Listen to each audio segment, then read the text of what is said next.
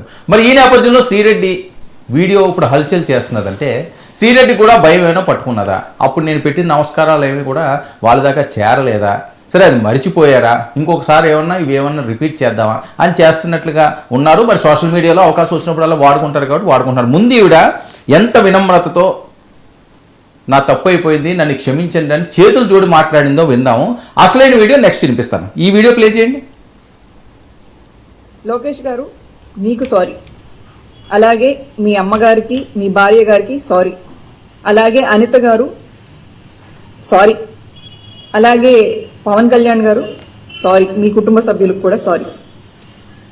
నా కుటుంబాన్ని దృష్టిలో పెట్టుకుని, అలాగే నాకు భవిష్యత్ ఏమీ లేదనుకోండి, నేనేం పెళ్లి పెటాకులు ఇవన్నీ అని అనుకోవట్లేదు.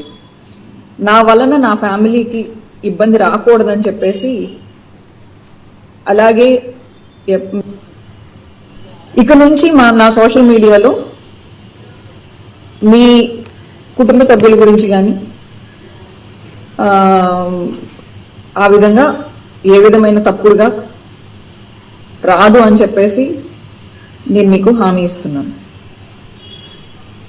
ఈ యుద్ధాన్ని కార్యకర్తలకి మీకు కాకుండా లీడర్స్ కి మధ్యలో జరగాలని లోకేష్ గారు మీకు సారీ. ఇది ఇప్పుడు ఈవిడ చెప్పేది ఏంటంటే కార్యకర్తల జోలికి వెళ్ళకండి, లేకపోతే సోషల్